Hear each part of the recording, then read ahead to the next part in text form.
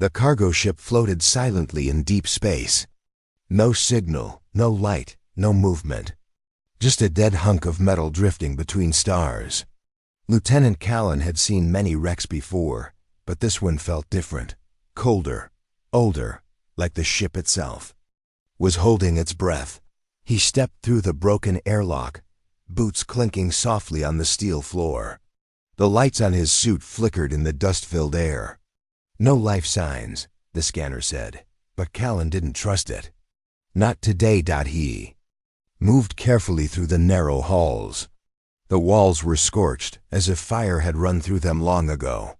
Burn marks, claw marks, blood, dry, dark, and smeared like someone had tried to crawl away. He kept going. Down below, deep in the belly of the ship, he found a locked door. Not rusted shut, but sealed with purpose. He hacked the code. The door groaned open, and a thick wave of heat hit him. The room was almost pitch dark, lit only by the glow of red emergency lights. At first, he thought it was empty. Then, he saw her. She was chained to the center of the room, sitting on her knees, head down. Her skin shimmered faintly pale, almost silver. Her hair hung like silk, tangled and long. Metal cuffs wrapped her wrists and ankles, glowing with strange symbols. Callan raised his rifle, unsure. "Are you hurt?" he asked. Her head turned slowly, and her eyes locked with his. Silver too, but sharp, aware, not broken, not scared. She opened her mouth and whispered, "Don't free me." Callan stepped closer. "What?" she repeated more slowly. "Don't free me. Only chains keep the monster inside." His breath caught in his throat. Her voice wasn't angry. It wasn't begging. It was calm, like she was warning him. For his own sake, Callan took a step back and looked around. The walls were scorched in this room too. Deep cracks in the metal, like something had slammed into them again and again. The chains weren't just for show. They were bolted deep into the ground, reinforced with alien tech he didn't recognize. "You're not human," he said quietly. She gave the faintest nod. "Half. Who chained you here?" "I did," she said. "I asked them to." He stared. "You did this to yourself?" Her eyes closed. "It's better this way." The ship suddenly groaned above them, the kind of sound that didn't come from metal stress, but from something moving. Callan turned, aiming his light at the ceiling. Nothing. Just the sound of something old and alive waking up. He turned back to her. "How long have you been here?" "Years, maybe more." Time is strange when you're trying not to feel. Her body looked fragile, thin arms, bony shoulders. But the chains shook slightly, as if they were straining. As if something beneath her skin was pushing. "Are you sick?" She didn't answer. "Is there something inside you?" She opened her eyes again. "Yes, and it's hungry." Callan took a step closer. "Then I'll help you. We'll get you out. We can treat you." She gave a soft, sad smile. "You think this is sickness? No, this is punishment. I let the monster out once. I killed everyone. My crew, my friends, my sister." Callan blinked. "What are you?" Her voice dropped. "A door, and something awful is always knocking." She lowered her head again. The chains shimmered slightly, reacting to her heartbeat. Her skin pulsed. Her breath grew. Slower, heavier. He pulled out his scanner and pointed it at her. The screen glitched. Her vitals were split. 2 heartbeats. 2 minds, 1 body. And one of them wasn't human. "You need rest," he said. "You need someone to believe you're more than this thing." "I don't need your belief," she said. "I need you to leave." Suddenly, his comms crackled. A voice came through, garbled, panicked. "Callan, your signal's bouncing. Something's interfering. The ship's systems are wrong." And then silence. He turned to leave, hand on his weapon, eyes scanning the room again. That's when he heard it. A sound like growling, but not from her lips. From deep inside her chest. From something hiding beneath her voice. "I'm still me," she whispered. as tears filled her silver eyes, "but I don't know for how long." Callan froze. She looked at him, broken and strong at the same time, and said, "If you break these chains, it won't be me you're speaking to anymore." Callan didn't sleep that night. He sat in his ship, helmet off, staring at the silent screen. The woman in chains, she hadn't screamed, hadn't begged, hadn't even flinched when he aimed a weapon at her. She'd only whispered that one sentence again and again, "Don't free me." His fingers trembled slightly. That wasn't fear. It was the weight of something he didn't understand. Something ancient, hungry, alive, and hiding inside a single woman's body. He ran the scan. Again, 2 life forms, one overlapping the other. Like something was layered beneath her skin, waiting. The readings flickered. One signal was warm, human-like. The other, cold, alien. Not just alien, hostile. Callan leaned back and looked out the window. The stars outside shimmered gently. Peaceful. Lying. He tapped his communicator. "Control. This is Lieutenant Callan. I found a survivor on the wreck. Female, humanoid, chained in the lower hold. Possibly infected. Possibly dangerous. Request extraction or containment orders." No reply, he repeated. Still nothing. The ship had gone silent. "Of course," he muttered suddenly. The lights inside his ship dimmed. Systems flickered. Then something sharp cut through the silence. Not a scream, not metal groaning, but a low humming. Like chanting from underwater. He stood. That sound wasn't from his ship. It was from the wreck. Callan grabbed his rifle, flashlight, and oxygen booster. He didn't care about protocol anymore. Someone needed to ask questions. Someone needed to know what exactly this woman was, and if the thing inside her could ever be removed. He walked back into the derelict ship. This time, the walls were colder. The dust was thicker, like the place was breathing in, holding air, waiting. He moved fast through the halls and returned to the sealed hold. The door was open. That stopped in cold. He'd locked it before, manually, with 2 clamps. Now it stood, wide like a mouth waiting for prey. He aimed his light inside. She was still there, kneeling, but now awake. She looked at him. Her silver eyes didn't glow this time. They were dull, sad. "You opened the door," he said. She shook her head. "No, it did." Callan stepped closer. "What do you mean?" She looked down at the chain by her left arm. It was loose, just slightly. Enough to rattle. "It's testing you," she said quietly. "Every hour you stay, it wakes a little." "More. What is it?" he asked. "It has no name in your language." "But my people called it the mirror that walks. Because when you look into it, it doesn't show you your reflection. It shows you what you'd become if you had no soul." Callan stayed quiet. "I was infected with it during a mission. We found a lost temple on a dead moon. We thought it was just ruins," she continued. "But something had been sleeping there. It needed a host. It chose me." He swallowed. "Why you?" She smiled sadly. "Because I was the only one with enough pain for it to hold on to." She told him of her ship, her crew, her sister. How she'd killed them all in a blackout she didn't remember. How she woke up covered in their blood and felt nothing until the guilt returned. That's when she had herself chained, not by her people, by herself. She begged them to lock her away and destroy the key, but no one had the courage. So they abandoned her. Callan clenched his fists. "That's not justice. That's cowardice." She looked up, and for a second, she almost smiled. Then something behind her moved. A flicker of shadow. Just a twist of the air. Callan raised his rifle. What was that? Her body stiffened. It's no longer sleeping. Suddenly, the wall behind her cracked, just slightly. A ripple, like something heavy had brushed past from the other side. His scanner started beeping wildly. 2 pulses, one strong. One growing stronger. She gasped, her back arched, her skin flickering with black lines, like smoke crawling just beneath her veins.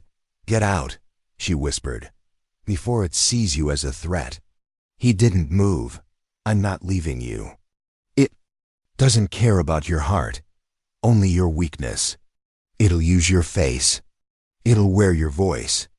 And when you look into it, you won't even realize it's already inside." Then her chains sparked. The loose one jumped slightly. She screamed, "Not from pain, from fear." The lights went out. Everything turned black.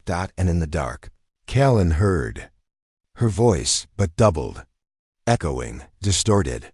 "Don't come closer," she said, "or I won't be the one you're speaking to." Callan stood frozen in the dark. The silence inside the hold was deep, not empty but waiting. His flashlight blinked, then failed. The red emergency lights from the ship's wall flickered once, then stayed off. Everything was black. He could still hear her breathing. Fast. Not from pain, from something else. Fear, not just hers, but something underneath it. Something layered into her chest, like another life rising to the surface. He stepped back. "Lixa," he whispered. No answer. He tried again. "Lixa, talk to me." Then came a sound, not her voice, but a low whisper in the dark. It didn't come from in front of him. It came from above. He aimed his scanner upward. No readings, but something moved in the shadows just out of reach. A faint shimmer, like heat through glass.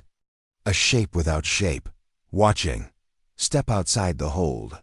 Lixa's voice finally called, but it sounded strange, like two voices speaking at once. He didn't move. Her chains rattled. Then the lights clicked back on, but dimmer, pulsing like a heartbeat. Red and slow. Callan looked at her. Lixa was still kneeling, but her body had changed. Her skin was darker, almost gray. Her veins were visible now, pulsing black beneath the surface. Her lips were trembling, and her eyes were half closed, as if she was trying to fight something inside her own head. He walked closer, slowly. One of the chains, the one around her left ankle, was glowing now.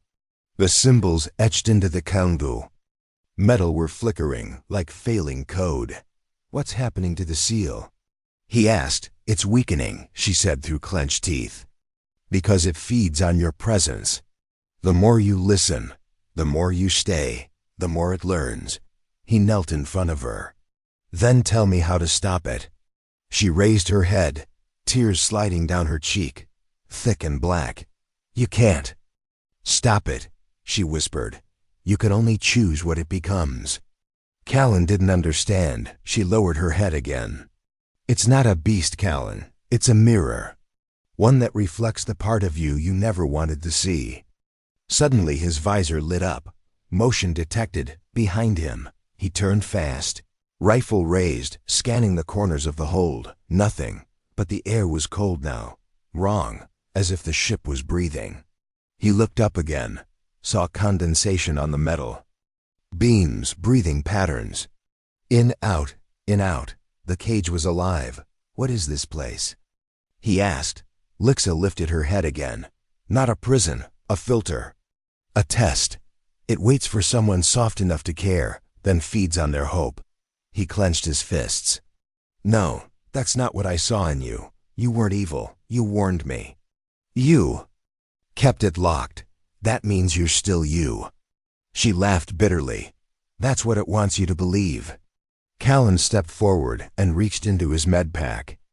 He pulled out a bioseal and crouched beside her, placing it near her trembling arm. "I'm not here to fix you," he said. "I'm here to stand between you and it." She looked at him, and for the first time she smiled. A real smile.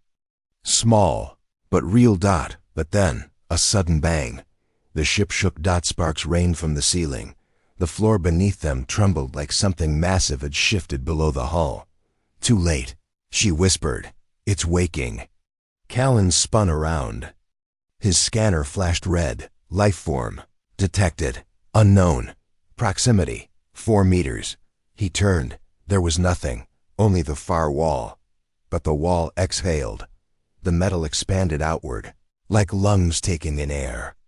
The runes in the wall glowed, the same runes on Lixa's chains.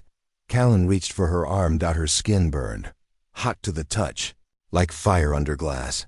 "I can't hold it much longer," she cried. "The cage is weakening, and I don't want to become it again." He stared at the chain links rattling softly. One more symbol blinked out. "Don't let me go," she whispered. "I won't," Callan replied, locking his hand with hers. Then the walls screamed, metal bending like bones cracking. The floor split, just an inch dot, and from the dark crack, a black mist began to crawl out. Not smoke, not gas, something alive. The beast was no longer inside the cage. The cage was inside her. The mist spread like oil in water, dark, heavy, and moving with purpose. Callan backed away, pulling Lixa with him, but her legs shook. She could barely stand. The chain still wrapped her wrists and ankles, glowing dimly, like dying stars. Ship around them groaned again, no longer random. It sounded like pain, like the walls were alive and remembering something they wanted to forget. Callan's scanner buzzed violently. His screen showed one word again and again. Split. S-P-L-I-T. Split. "What does that mean?" he muttered. Lixa's voice was faint. "It's splitting me again. It wants to rise." He steadied her against the wall. "I won't let it." "You don't get to decide," she whispered, her eyes wet. "Not anymore." Callan paused. "What happened to your crew, Lixa? Tell me the truth." Her breath hitched.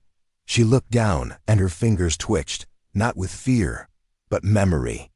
"I killed them," she said. "With my hands." Callan stayed quiet. Lixa closed her eyes, her voice shaking. "We found an artifact on a dead moon. It was buried beneath layers of bone, not fossils, but fresh bones. We thought it was technology, but it was something else." She looked up at him. It whispered. Not with sound, but with feeling, like my own thoughts, twisted. It said I was broken, that I could be made whole if I just let go. She took a deep breath. "So I did." Callan swallowed hard. "And then I woke up covered in blood. Not just theirs, mine too. My sister was the last. She tried to hold me down. She said my eyes weren't mine anymore." Callan didn't speak. He couldn't. "I begged the engineers to build the cage. I wrote the command sigils myself. I made them swear to run, to leave me here." The ship shook again, and the black mist now climbed the walls, spreading symbols behind it, words in a language Callan didn't know. But something inside him felt them. Not language, a warning. He turned back to Lixa. "You're still fighting. That means there's something of you left." She laughed, but there was no joy in it. "No one ever beat it, Callan. I was just better at pretending." Suddenly, a shadow formed in the mist. Tall, not fully shaped, like a creature forming out of ink. It had no face, but it had eyes. Eyes shaped exactly like Callan's. He aimed his rifle. "What is that?" Lixa looked up and gasped. "It's you." He froze. "What?" "It learned your fear. It read your mind the moment you touched me. That's what it does. It doesn't just show the worst version of me, now it has you too." The figure stepped forward. It didn't walk. It moved like liquid. Its arms were longer than they should be. Its voice sounded like Callan's, but stripped of feeling. "You left your brother behind," it said. Callan flinched. "You let him die in the fire. You ran. You never looked back." Callan fired. The bullet passed through it, harmless. The shadow split, then came back together. Lixa grabbed his hand. "You can't shoot it. You have to face it." The figure kept speaking. "Coward, traitor, you don't save people. You watch them burn." Callan's grip tightened on the rifle. Lixa turned to him, holding his face. "Don't listen. That's not you, it's a mask." But he was shaking. Now the shadow kept walking. "You think you're strong," it hissed. "But you're here to watch her die too, aren't you?" Callan screamed and ran forward. Swinging the rifle like a club, the shadow opened its arms and embraced him in that moment. Everything went silent. Callan dropped to the ground. Lixa screamed his name. He lay still for a second. Then he moved. But something was different. He stood slowly, his body stiff. His eyes opened, and Lixa froze, because his eyes were black. Lixa stepped back slowly. Callan was standing, but he didn't feel like Callan. His shoulders were stiff. His hands hung too still. His chest rose and fell in slow, deep breaths, too slow for a living man. But it was his face, his voice, his body, only. The eyes were wrong, black, deep, endless. He tilted his head and smiled, not Callan's smile, but something hollow. Something copid. It feels nice, he said softly, to wear a body with hope in it. Lixa felt the wall behind her. No way out. The chains around her wrists sparked, fighting back against the black mist that now danced across the floor like fog with teeth. She looked at him, though, and whispered, "What have you done with him?" The thing pretending to be Callan stepped forward. "He's inside, quiet for now. He screamed when I showed him what he really is. You humans carry such loud guilt." She clenched her fists. "He's not like us. You won't break him." "Everyone breaks," the creature said. "You did." For a moment, she saw herself reflected in those black eyes, her real face. Years ago, when she lost control for the first time. Eyes full of blood and hands that wouldn't stop shaking. "You'll destroy him," she said. "No," it whispered. Stepping even closer, "You will." Suddenly, the mist wrapped around her ankle, slithering up her leg. Her chains hissed, resisting, but she cried out in pain as it reached her skin. "You've already infected him, Lixa," the voice said. "He chose to stay when you told him to leave. He chose to touch the cage. Now he is the cage." She dropped to her knees, and she whispered, "Then let me die." The creature stopped. "You want to die?"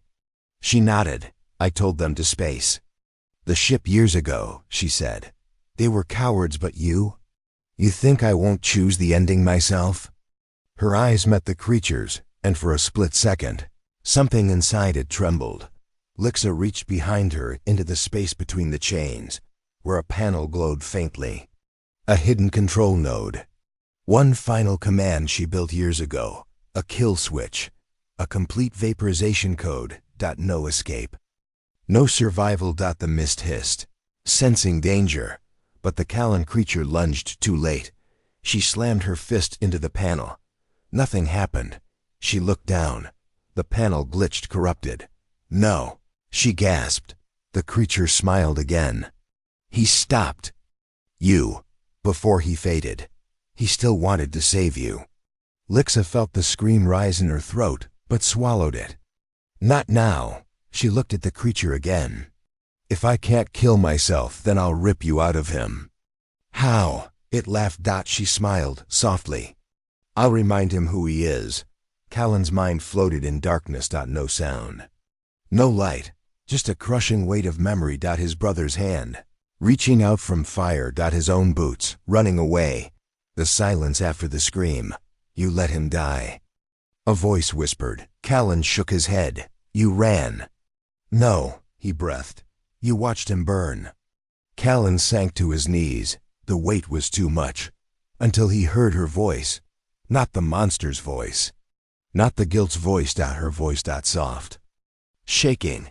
"Callan," Lixa said, somewhere far. "You're not your past.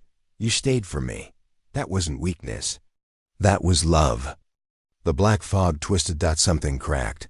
Callan gasped as breath returned to his lungs. In the real world. His body jerked. The creature growled. "No," it hissed. "He's mine." But Callan's hand moved, fingers twitching. And then his lips. He whispered, "Let her go." The fog recoiled. Lixa crawled forward, her own chains pulling, her body shaking, and she touched his chest right over his heart. "You're still in there," she whispered. "So fight." His back arched. The black fog screamed. And then he Fell unconscious. Free. But the room shook violently, because the thing that had been inside him was not gone. It had been pushed. And now it was angry. The chains snapped one by one. Not loudly. Not with a bang, but with a soft hum, like old metal singing its final breath. Callan lay still on the floor. His chest rose and fell, slow but steady. The fog had left his body, but it hadn't disappeared. It had grown. The black mist gathered near the ceiling, thick and swirling, pulsing like a heartbeat. It dripped down the walls, crawling toward the floor like liquid shadows with memory. Lixa crawled to Callan, dragging the last few feet with what strength she had left. Her own limbs trembled. Her chains sparked, burned, then died. The symbols etched into her cuffs were gone now, erased by something older, something stronger. She reached him. Her fingers touched his cheek. Still warm, still human. Still him, but the fog behind her twisted, formed shape. It wasn't pretending anymore. The monster no longer needed to hide. It no longer needed a face. It had one of its own now. It stepped out of the fog.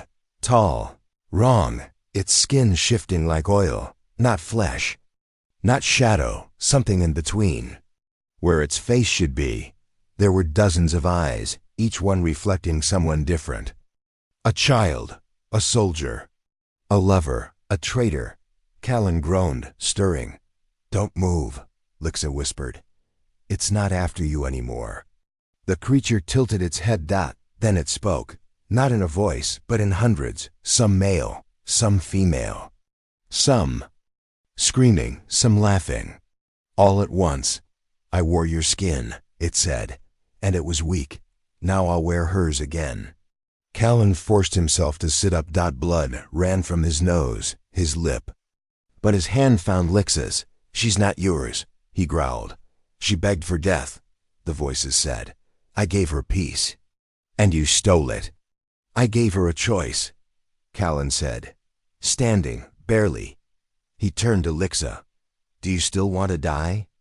She looked up, her silver eyes shimmering, then narrowed. "No."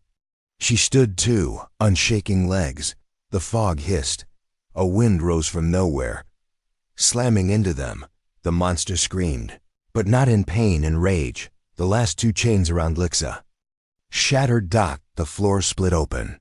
The ship's lights died.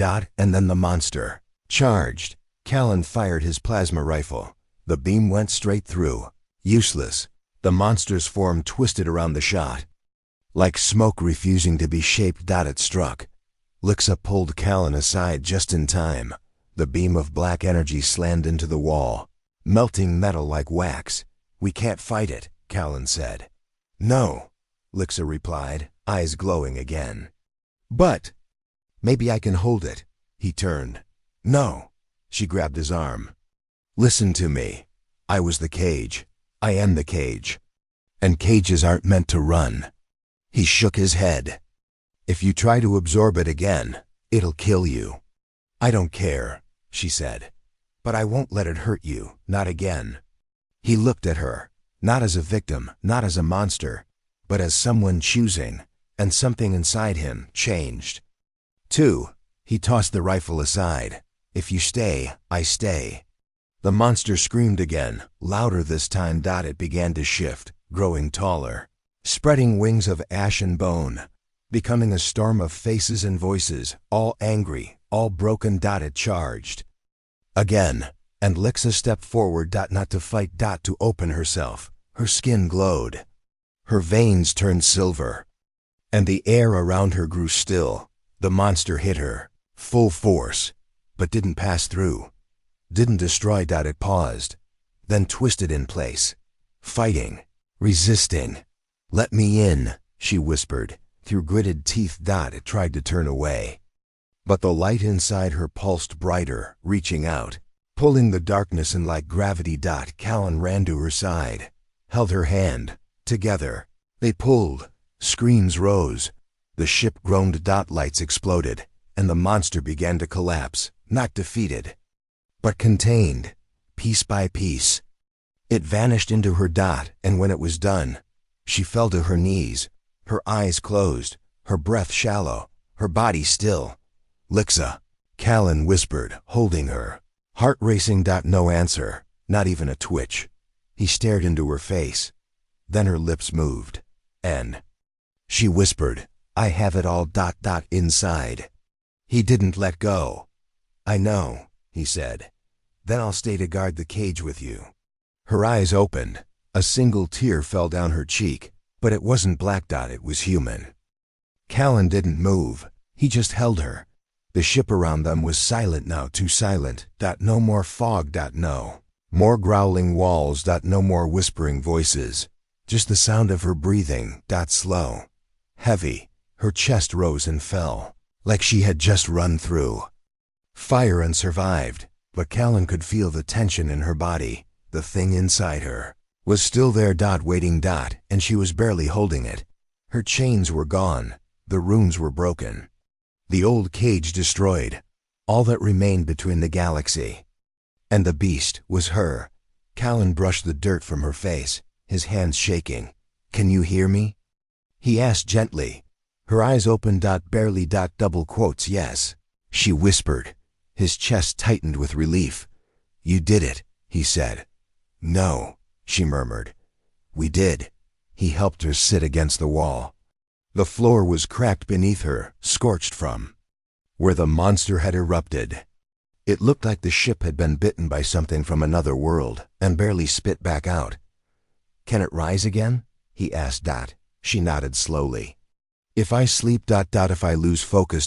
Yes." Callan looked around. The ruined chamber. The walls were blackened, the lights dim. His ship was still docked, barely. There was a way out, but he didn't move, she noticed. "You need to leave," he shook his head. "I'm not going." "Callan," she said, her voice soft but firm. "You can't stay in here. I don't know what this thing will do next. I don't know how long I can hold it." "I don't care," he said. "If you fall, I'll stand. If you break, I'll pull you back. If that thing tries to rise again, it'll have to go through me." Her breath caught. "Why would you stay with someone like me?" she whispered. "I killed everyone I ever loved." He reached out and took her hand. "Then maybe I'll be the first one who doesn't die on you," he said. She smiled through the tears, but then her hand clenched. Her back arched up. The room dimmed again. Small pulse of dark smoke escaped from her lips, just a breath of the monster reminding them it was still there. Callan acted fast. He opened his gear case. Inside it was something he had taken from his ship long ago. Something old, never used, almost forgotten. A neural stabilizer. It was made to link two minds, not for control, for balance. He held it up. "This is risky," he said. "But if I connect to you, I can share the burden. Not take it, just help. Carry it." She stared at the device, then at him. "You'd open your mind to this?" she said, fear in her voice. He nodded. "Yes, even after it already tried to break you?" He smiled. "Then it already knows what I'm made of. Let's show it what we're made of together." She hesitated. Then held out her hand. He placed the stabilizer between them, pressed the activation code, and the world blurred. Their minds collided, not like water blending, but like fire meeting steel. Callan saw her memories, her childhood, her sister's laugh, the dead moon, the scream she could never forget. She saw the burning building, the guilt, the moment he ran, the moment he never forgave himself. But instead of weakness, they saw each other, and something inside the monster deep inside, buried and twisted, shivered, because it had never faced this. Not chains, not fire. Connection. Back in the real world. Callan and Lixa gasped, their heads pressed together, their bodies glowing faintly with light and shadow. The dark fog inside her tried to rise, but now Callan was there, not blocking it, balancing it.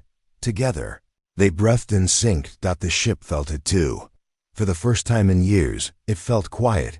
No more screaming metal. No more breathing walls. No more fear. Just two souls choosing not to run. Hours passed, maybe days. When Lixa finally stood again, she was different, stronger, still trembling, but standing. Callan stood beside her, his face tired, but calm. "You're not a cage anymore," he said softly. She looked at him. "What am I then?" He smiled. "You're a keeper." She looked down at her hands. They were steady now. She whispered, "Then stay with me. Just a little longer." He nodded. "Forever," he said. And this time, she didn't argue. Because for the first time in her life, the monster wasn't the only thing inside her. There was something stronger now. Something human.